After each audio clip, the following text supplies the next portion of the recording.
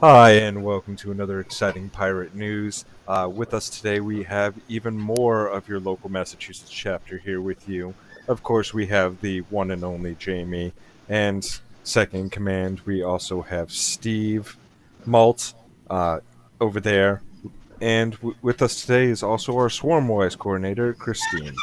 So, that being said, um, we actually have quite a bit to go over today, so we really just want to jump right into it. Steve, I know we really wanted you to discuss what's going on with the local elections. What's going on with that? So I live in a Massachusetts town called Arlington, and normally we have our municipal elections in late April or in April. Now, because of the coronavirus, this was postponed until June 6th. But one of the things that's been a big topic of discussion is how those elections will be conducted. Now, since the state legislature has passed legislation to enable, more options for mail by voting, our town is actually planning to send every registered voter a postcard, probably in the next week, where they'll be able to, fill out the postcard and return it. In order to receive a mail-in ballot, and my understanding is our clerk's office will also, accept, the more traditional absentee ballot applications for folks who don't want to didn't get a postcard, don't feel would don't feel comfortable putting their information on the outside of a postcard. But basically, the short path is send in a postcard, you get a ballot, you turn and then you mail the ballot back in, and as long as the town receives it by close of polls on June 6th, you'll you'll be able to your vote will be counted in the election. There's also quite a bit of logistics going into or thought going into how the in-person portions of the elections will be conducted, because we have a pandemic, and you want to limit transmission of viruses. So there's, I know our health department is thinking about, well, what kind of protective equipment do poll workers need? Plexiglass barriers, masks, face shields, gloves, sanitizer, and just how to route people through different polling places so that they don't have to, cross paths. And it's basically trying to minimize the opportunity for transmission. But you would there's a lot more to think about this than than you might expect offhand. But I do have to applaud, what the folks here are doing locally in terms of, sending out a mail-in ballot application to every registered voter. Just, here's you get an application, and all you have to do is return it. I think that's a decent way to go about it. Now, where would somebody go to find out more information for getting this mail in? So in this case, someone would have to be a resident of Arlington, Massachusetts, but the town's website, arlingtonma.gov, and you will go through the little menus at the top and find the one for elections and voting, and all the information is right there. All right, excellent. I know that there's been some attempts on blocking the mail-in, saying with claims that there's fraud or what have you. Malt, we were discussing this with you. Well, what do you have to say on that? I am glad you asked. The most important detail to take away is that Republicans talk a lot about voter fraud and have never really ever proven that it happens at the scale they claim it does. And normally, when someone gets busted, it's a Republican. So they can shut up forever. So about 3 weeks ago, when we first started talking about mail-in ballots, Trump came out against it hard, saying that it was rigged, and specifically saying that if we had universal mail or vote by mail, that like we would never have another Republican elected in American history. Which, I mean, like, I accept those terms, you know, but yeah, they don't want people to vote. the point, like Republicans only win when the wealthy and the old are able to vote. So what Trump is saying now is that he doesn't want universal vote by mail, but for seniors, he absolutely wants to have vote by mail because they, like him, are a bunch of incestuous rapists. So, you know what? I don't think that's fair there, Malt. Let's not Yeah, call seniors that, please. yeah, I'm that's a just little Hashtag not uncalled all. for. Look, if they don't want to be affiliated with Trump, they shouldn't have voted for him. I'm sure there are a lot of seniors who didn't vote. So, All right, fair.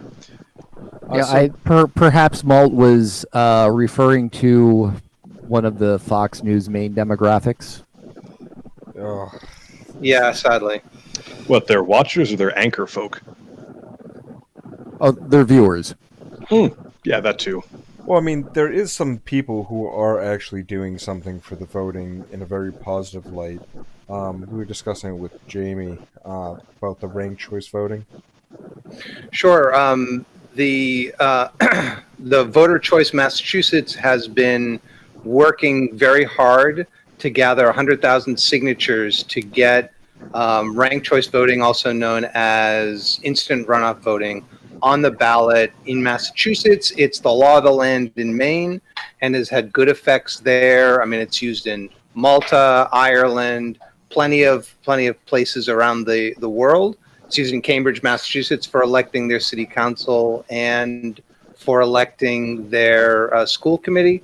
But what it does is it makes sure that you can select you can basically rank the candidates from 1 to the number of candidates potentially, such that if your first candidate doesn't get elected, then and gets eliminated, then it goes to your next candidate, and so forth until one candidate gets a majority. So the spoiler argument that the Dems will always use against us or the Greens or even amazingly the Libertarians, because I don't see how there's a lot of overlap between Libertarians and Democrats, but they make that argument. If we have RCV in Massachusetts, then any candidate in a single member district or at large statewide would have to go and get a majority of the vote, not a plurality, not the most number of votes, but an actual majority. And people could vote for pirates, Greens, socialists, libertarians, whatever, independents, and they could vote for them. And if those candidates, if their first or second or third choice candidate wasn't selected, it would eventually go down to the top two candidates. We've long needed this. I mean, I ran in 2002 and 2006, then for the Green Party, for Treasurer of the Commonwealth of Massachusetts. And, you know, the first race was a three-way race between me, a Democrat, and a Republican. And we really need this in Massachusetts. Massachusetts is behind. Maine got there first, but we can make sure Massachusetts gets IRV, RCV on the ballot. The thing is, they gathered 100,000 signatures. That's the first hurdle. Now they need to gather about, I think it's 13,000 signatures from people who haven't already signed. Of course, we're all, or many of us, are in quarantine, and you don't want to stop for someone who wants you to sign a paper. So what they've done is they went to a court, and the court said, and the judge said, you can sign digitally. So we'll put a link down at the bottom so that people can go and say they're going to sign to get this on the ballot. So it's really, really important. It's something that'll help us. It'll help all third parties. It'll just help democracy in Massachusetts. So we'll have more about that soon.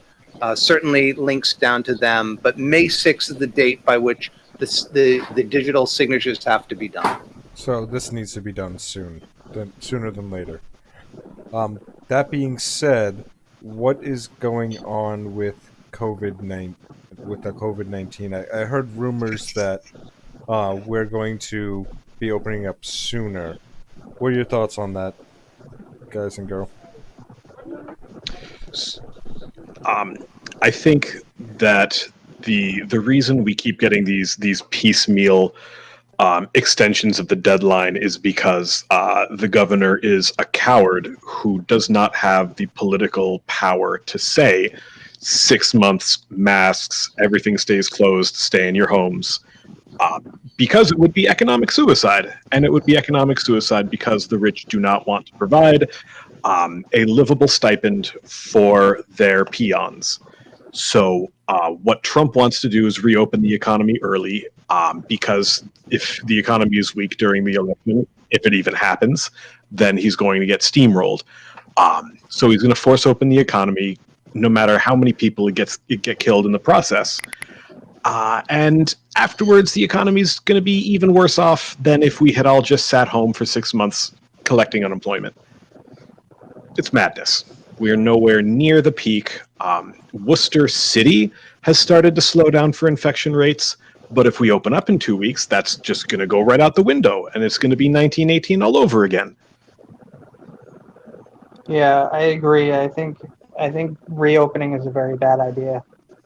I have a feeling it is going to be extended though.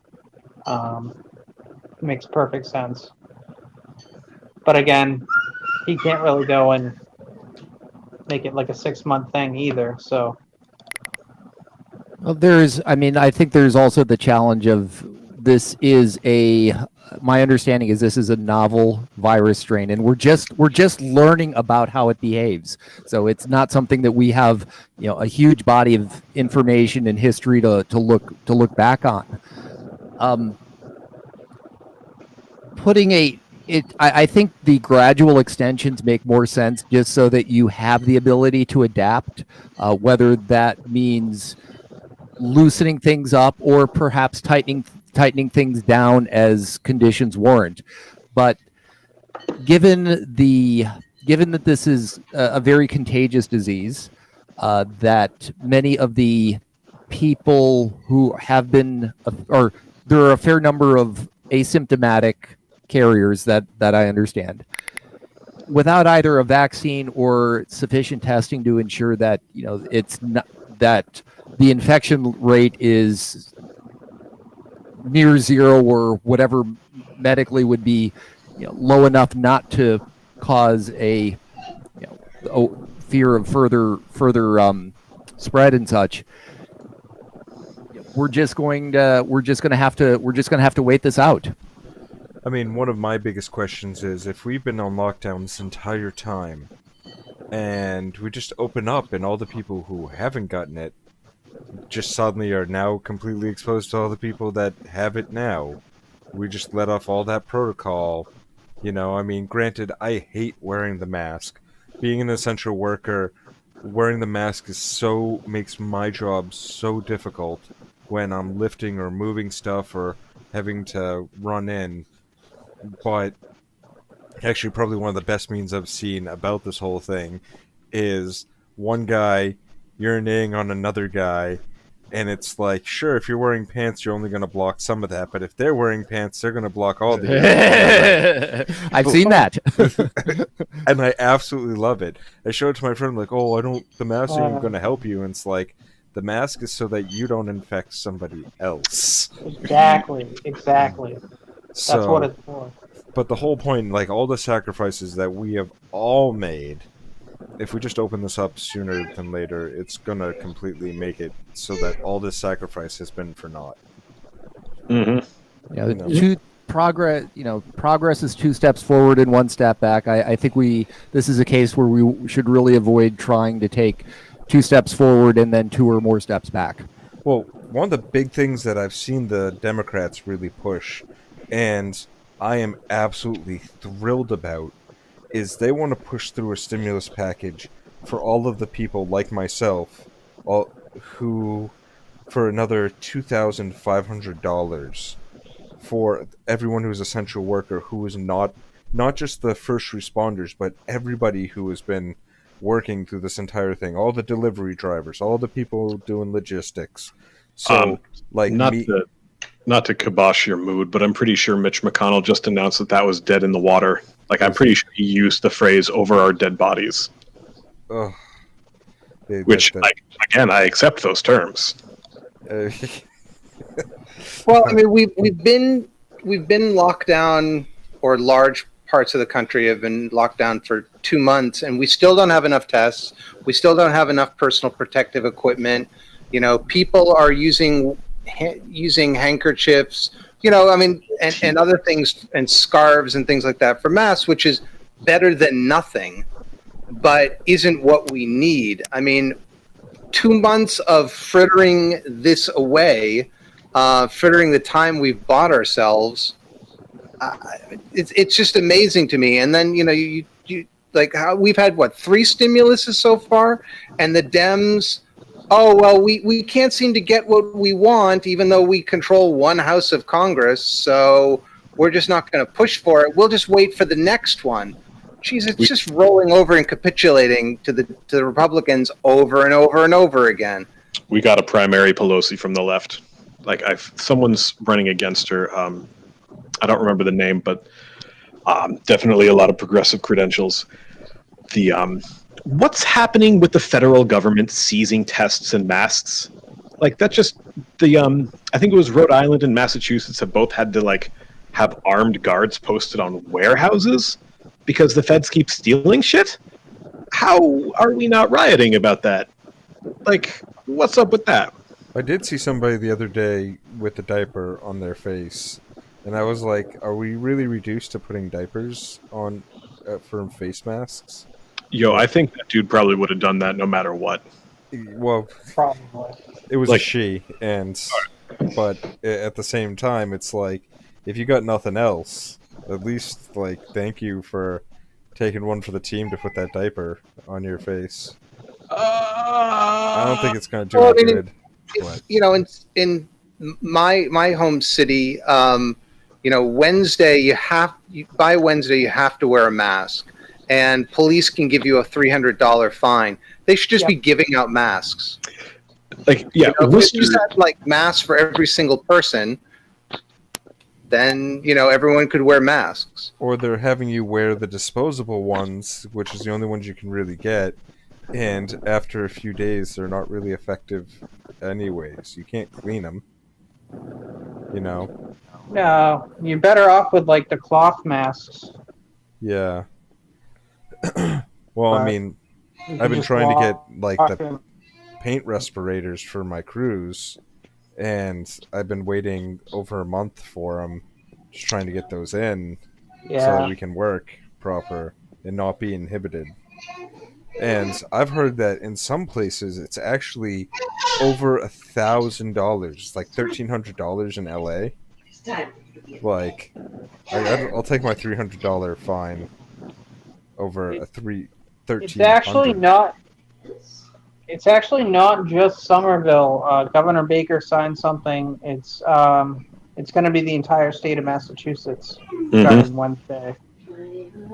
That you have to wear a mask or it's out in public or it's a $300 fine. It's on the other side. which is absolutely not going to be turned and weaponized against like minority populations and people of color. I can see the sarcasm. Thank you. Or just about anyone else who just, like, is trying to do their job, despite the fact that they'd rather be home. I've seen a lot of white people not rocking masks. Like a distressing number of white people not rocking masks. And yeah, I don't know. I think that everything bad with society is going to be amplified by this thing, including stuff that has not yet already been, weaponized against us. Well, I mean, so long as the food continues to come, so long as there's a way for us to provide for our own. But I've had a lot of people who are working for me actually lose their homes off of this, and so it's now becoming a real housing crisis. They're not supposed to be. How is that happening? Because foreclosures can't happen. You can't throw someone out of their house. You can't, or you can't throw a renter out. I mean, that's on this particular what's happening. instance. Are these in New Hampshire or No, what? this was in Massachusetts. They were staying.